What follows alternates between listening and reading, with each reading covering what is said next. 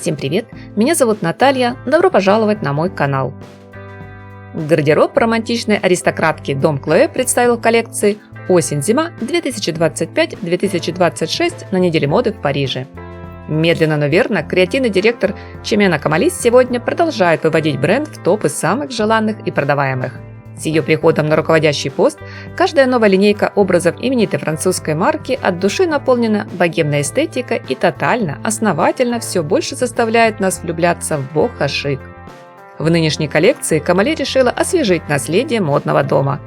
Здесь снова чувствуются хиповые 70-е и маскулинные 80-е, тот период, когда брендом управлял Карл Лагерфельд. А также заметные хиты конца 90-х и смелые, неоднозначные нулевые, когда у руля стояла Стелла Маккартни и сменившая ее после Фиби Файло.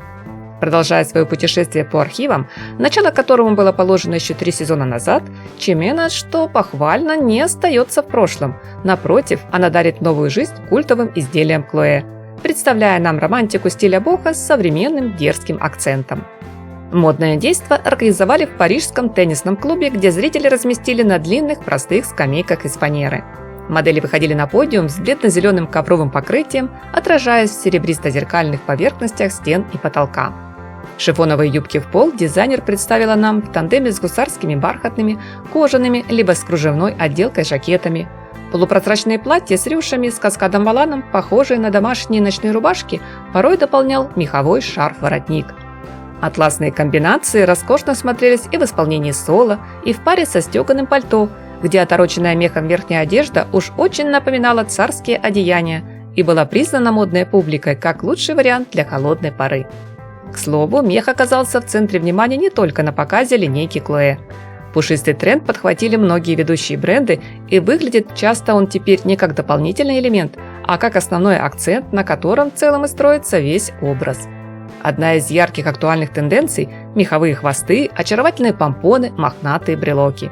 Ими сегодня Камали украсила одежду и сумки, закрепив пушистиков золотыми цепочками.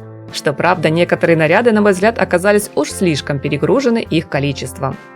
Меховую отделку в качестве бонуса также получили тренчи и пальто из кожи.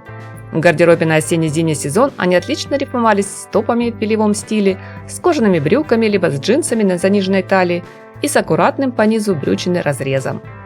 Еще одна выразительная деталь в модном гардеробе бренда – плечистые викторианские блузы, которые сразу же напомнили нам, что в резюме у Чимены есть строчка о работе в Сен-Лоран под начальством Энтони Ваккарелло. На подиуме эти чувственные, женственные вещи появились во второй части показа ближе к финалу.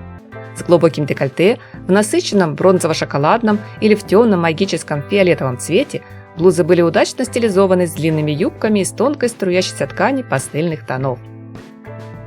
Не меньший фурор произвели модели с пышными рукавами, с воротником-бантом, которые превосходно смотрелись как с макси, так и с черными мини. Тем более в паре с эффектным широким ремнем с массивными пряжками, что очень даже похоже на стиль эпохи 80-х.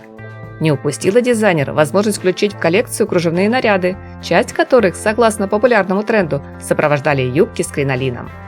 Что касается модных аксессуаров, массу положительных отзывов получили оригинальной формы украшения на тонких цепочках и стильной сумки с золотой фурнитурой, от объемных с обвесами в виде ключей и замков до мини-версии винтажного редикюля.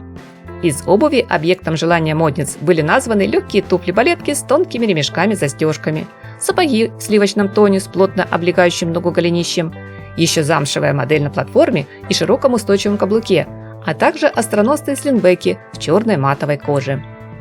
Что хотелось бы сказать по итогу, друзья? С приходом Камали на пост креативного директора для многих Клоэ стал не просто брендом, а целым миром и образом жизни.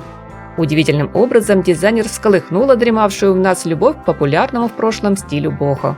Коллекция получилась роскошной и по-настоящему парижской. Красивая и чувственная мода, сделанная женщиной для женщин. И я надеюсь, друзья, она заслужила на поставленный лайк. С интересом жду ваше мнение, мои дорогие зрители, в комментариях. Приятного просмотра, всем красоты, добра, позитива и теплого, солнечного настроения.